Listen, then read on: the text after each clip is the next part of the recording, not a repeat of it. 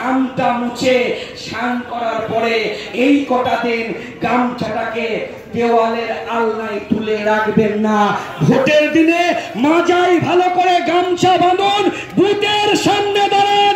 কারণ পশ্চিম বাংলার ইতিহাস বলছে, ভারতবর্ষের ইতিহাস বলছে, স্বাধীনতা আন্দোলনের ইতিহাস বলছে, মেহনতি গরিব খেটে খাওয়া মানুষ যেদিন ঐক্য তৈরি করবে, সমস্ত খারাপ শক্তি হাওয়া হয়ে উড়ে যাবে। কারণ পৃথিবীর ইতিহাস বলছে, যারা মার খায় তারা ঘুরে দাঁড়ায়, আর যারা লাঠি মারে তারা হাওয়া হয়ে উড়ে যায়। মনে রাখবেন, এই রাজ্য থেকে তৃণমূল আর কংগ্রেস হাওয়া হয়ে উড়ে যাবে। আর 7 জানুয়ারি ব্রিগেডের ময়দানে বাংলার ছাত্র যুব ইয়াং কমিউনিস্টদের আমরা বলেছি, প্রয়োজন যদি হয় ভোটের দিনে ঝান্ডার সঙ্গে ডান্ডা লাগিয়ে ব্যবহার করুন। মুর্শিদাবাদের নির্বাচনের দিনে এই পুলিশের লাঠিকে ভোঁতা করে দিয়েছেন মোহাম্মদ সলিম, ঘাড় ধরে জনগণকে সঙ্গে নিয়ে ভুয়ো এজেন্টদেরকে লাঠিয়ে ভয় করে দিয়েছেন। তাই তৃণমূল আর বিজেপিকে যারা প্রত্যাখ্যান করতে আসবে, লাঠিয়ে ভয় করে দেওয়ার জন্য গোটা বাংলার যৌবন ইয়াং কমিউনিস্ট তৈরি আছে। সকলে ভালো থাকবেন। নমস্কার, আদাব এবং প্রণাম জানিয়ে আমার কথা শেষ করছি। ইনকিলাব জিন্দাবাদ, সিপিআইএম জিন্দাবাদ। ওলা উবের চালানোটা ভুল নয়, কিন্তু গোটা দিনের শেষে 200 টাকা 300 টাকা, মাসের শেষে হয়তো 8,000 10,000 টাকা ইনকাম করছে ঠিকই, কিন্তু আমি বলছি এই ছেলেগুলো যখন রাত্রেবেলায় যাচ্ছে, দিনের বেলায় যাচ্ছে, রাস্তায় যদি অ্যাক্সিডেন্ট হয় তার জীবনের বিনিময়ের দাম কি সরকার দিচ্ছে? সরকারের খাতায় কি নাম লেখা আছে?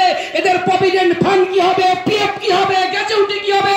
এদের জীবনের ভবিষ্যতের দাম কে দেবে? সরকারকে ঠিক করতে হবে।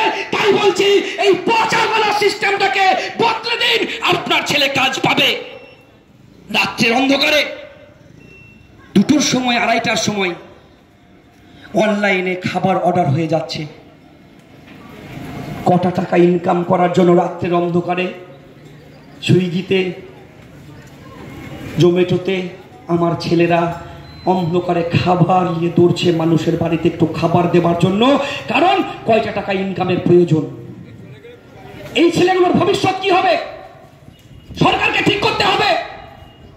তাই বলছি, পশ্চিম বাংলায় আপনার বাড়ির ছেলের হাতে যদি কাজ দিতে চান, আবার লাল ঝান্ডা ফিরিয়ে আনুন, আবার কংগ্রেসকে ফিরিয়ে আনুন, আপনার ছেলেটা বাড়িতে বসে কাজ পাবে।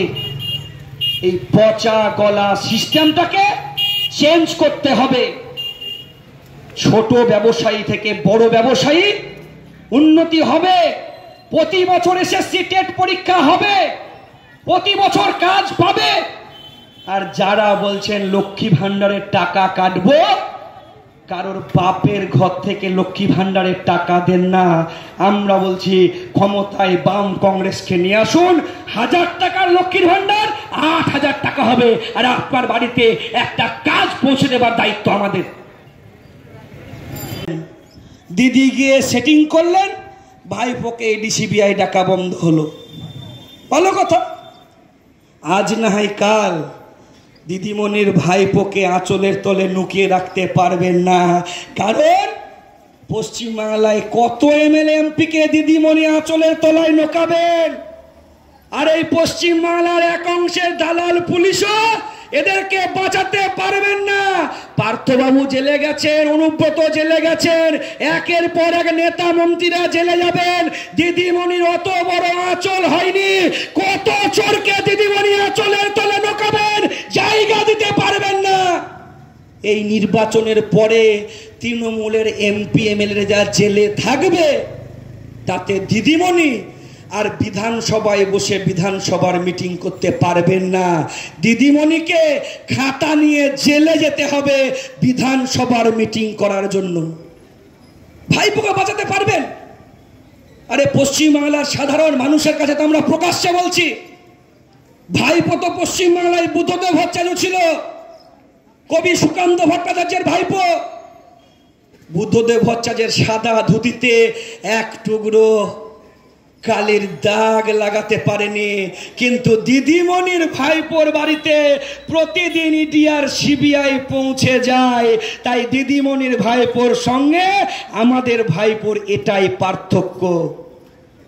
আমাদের ভাইপো বুদ্ধদেব ভট্টাচার্য যেদিন শেষ রিজাইন লেটারটা লিখে দিয়েছিল বিধানসভায়, সেদিন আমাদের মুখ্যমন্ত্রীর বেতন ছিল 7,640 টাকা।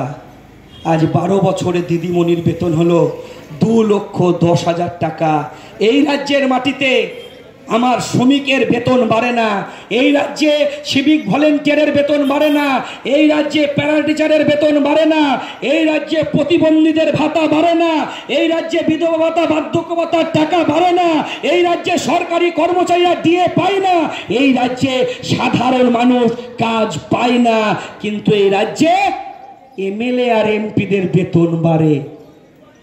বুদ্ধদেব ভট্টাচার্যের সংসার 7,000 টাকায় চলতো, কিন্তু দিদিমণির কত বড় যে ফ্যামিলি, 2,10,000 টাকা তার বেতন লাগে। প্রশ্ন করবেন না? আরে কদিন আগে এত মিথ্যা কথা বলে এরা। দেখলেন না দিদিমণি কিছুদিন আগে কি লিখছিলেন? ডক্টর মমতা বন্দ্যোপাধ্যায়। মানে জালি কথা বলার একটা সীমা থাকে। দেশের প্রধানমন্ত্রী ভুয়ো কাগজ দেখাচ্ছিলেন, উনি আর ওনার সার্টিফিকেট দেখাতে পারে না। তাই দিদিমণি এবং দিদিমণির পোষা দলের কিছু দালালরা লিখছিলেন ডক্টর মমতা বন্দ্যোপাধ্যায়। ইনকোয়ারি করে দেখা হলো যে ইউনিভার্সিটি থেকে উনি নাকি ডক্টরের ডিগ্রি নিয়েছে, সেই ইউনিভার্সিটিকে খুঁজে পাওয়া যাচ্ছে না। তাই দিদিমণি আর দিদিমণির পোষার দলের চামচারা কেউ আর ডক্টর মমতা বন্দ্যোপাধ্যায় লিখেন না। কিন্তু যেদিন সরকারে ছিলাম সেদিনও আমরা লিখতাম ডক্টর সুজন চক্রবর্তী। আজ সরকারে নাই, বুক ফুলিয়ে আমরা লিখি ডক্টর সুজন চক্রবর্তী। এটাই ওদের সঙ্গে আমাদের পার্থক্য। মনে রাখতে হবে, মিথ্যা কথা বলে বাম আর কংগ্রেস রাস্তায় রাজনীতি করে না। পশ্চিমবাংলায় ইউপিএ সরকারের সময় বামপন্থীরা একমাত্র বলেছিল কোন মন্ত্রিত্বের লাল বাতিওয়ালা গাড়ি চাই না। বাংলার উন্নতি করার জন্য, ভারতবর্ষের উন্নতি করার জন্য 100 দিনের কাজ চালু করতে হবে। বাম এবং কংগ্রেস ঐক্যবদ্ধভাবে 100 দিনের কাজ চালু করেছিল, আইনে পরিণত করেছিল। আর দিদিমণি আসার পরে এত চুরি করলেন, চুরি করে তৃণমূলের নেতারা বড় বড় বাড়ি গাড়ি তৈরি করলেন। দিদিমণির ভাইপো বাড়িতে চলন্ত সিঁড়ি লাগিয়ে দিলেন, স্কেলেটার, আর বাংলার যুবকদেরকে মাটিতে ফেলে দিলেন। আর বিজেপি টাকা বন্ধ করে দিল। আমরা বলছি 100 দিনের কাজ 200 দিন হবে। আবার বাম কংগ্রেসের হাতে ক্ষমতা দিন।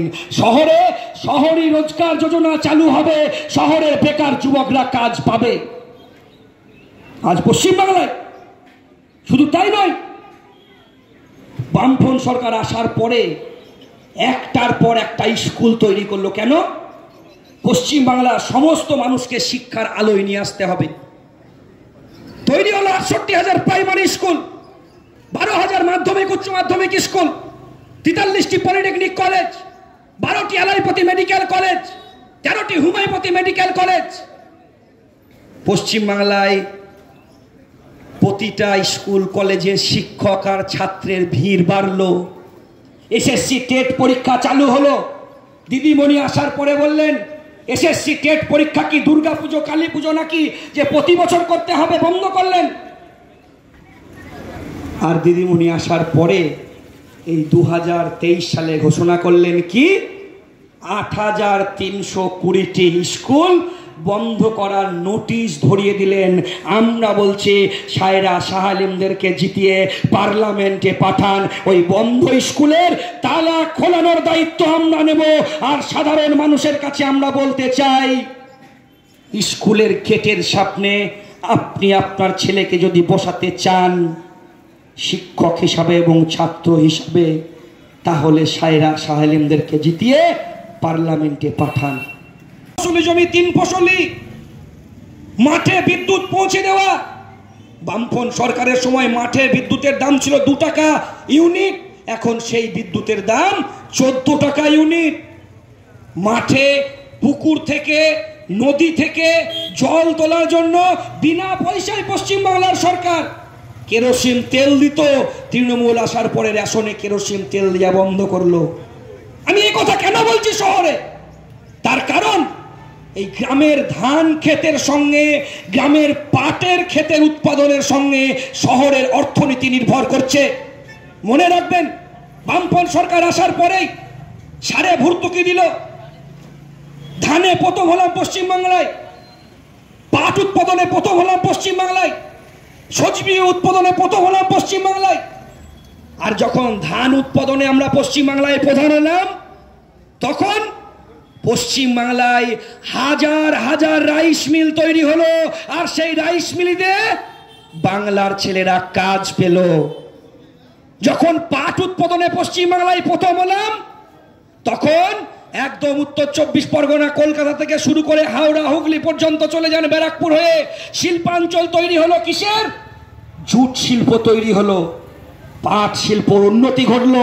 সেই পাট কলে শহরের গ্রামের ছেলেরা কাজ পেল। আজকে পশ্চিমবাংলায় প্রত্যেকটা কারখানার সামনে যাবেন, কারখানার সামনে শ্রমিকরা কাজ পাচ্ছে না। যে চটকলে 22,000, 23,000, 24,000 শ্রমিক কাজ করত, সেখানে মাত্র 4,000, 5,000 ঠিকা শ্রমিক। সকালবেলায় আমার মাকে, আমার বাবাকে কাজ চলে গিয়েছে বলে একটা টিফিন বক্সে খাবার নিয়ে লাইন দিয়ে দাঁড়াতে হচ্ছে। আর কারখানার শ্রমিকের লাইন যত বড় হচ্ছে, আমার শ্রমিকের গতরের মূল্য তত কমছে। টিফিন বক্সের খাবার যত বেলা হয়, টিফিন বক্সে আমার শ্রমিকের খাবার কমছে আর শ্রমিকের বেতন কমছে। আমার শ্রমিকের গতরের মূল্য মিল মালিক ঠিক করে দেবে, কারখানার মালিক ঠিক করে দেবে। এই শ্রমিকের ভবিষ্যৎ কি হবে? এদের পিএফ কি হবে? এদের প্রভিডেন্ট ফান্ড কি হবে? কৃষিক্ষেত্রে উন্নয়ন হলো বামফ্রন্টের সময়, তারপরে বলল শিল্পে উন্নয়ন ঘটাতে হবে। 34 বছরে বামপন্থী ফ্রন্ট সরকারে নাকি কোনো উন্নয়ন হয়নি। তৃণমূল আর বিজেপির নেতারা বুক ফুলিয়ে বলার চেষ্টা করে। আমি তৃণমূল আর বিজেপির পোষা চামচাদের বলছি, দিদিমণি আমলে বলতে পারবেন পশ্চিমবাংলায় একটা সেফটিপিনের কারখানা আপনি উদ্বোধন করতে পেরেছেন? দেশের প্রধানমন্ত্রী হবার পরে এই 10-11 বছরে পশ্চিমবাংলায় একটা নতুন কারখানা তৈরি হয়েছে? হয়নি। কিন্তু 34 বছর বামপন্থী ফ্রন্ট সরকারের আমলে বক্রেশ্বর তাপবিদ্যুৎ কেন্দ্র হয়েছে, হলদিয়া পেট্রোকেমিক্যাল হয়েছে, হলদিয়ায় শিল্পাঞ্চল তৈরি হয়েছে, ফারাক্কায় তাপবিদ্যুৎ কেন্দ্র হয়েছে, সাগরদিঘির মণিগ্রামে তাপবিদ্যুৎ কেন্দ্র হয়েছে, ইস্পাত কারখানা তৈরি হয়েছে, কোলাঘাটে শিল্প তৈরি হয়েছে, একটার পর একটা কারখানা হয়েছে। সেক্টর 5 তৈরি হয়েছে আপনাদের সরলেকে, যে সরলেকে এই কলকাতা, উত্তর 24 পরগনা, পশ্চিম বাংলার বিভিন্ন জায়গার ছেলেরা আজকে ওখানে কাজ পাচ্ছে। বামফ্রন্ট সরকারের সময় সেক্টর 5 তৈরি হয়েছিল। দিদিমণি 12 বছরে সেক্টর 6 তৈরি করতে পারলেন না। তাই বলছি, সাইরা শালিমদেরকে জিতিয়ে পার্লামেন্টে পাঠান, আমরা দায়িত্ব নিচ্ছি। সেক্টর 6 হবে, আপনার বাড়ির ছেলেটা, পরিবারের ছেলেটা কাজ পাবে কলকাতায়। আপনার পরিবারের ছেলেকে ব্যাঙ্গালোরে কাজ করতে যেতে হবে না। আজকে পশ্চিমবাংলায় আপনাকে ঠিক করতে হবে। দিদিমণি আসার পরে 21,000 কারখানা বন্ধ করেছে এই 13 বছরে। ছোট বড় মিলিয়ে নতুন কোনো কারখানা তৈরি করেননি।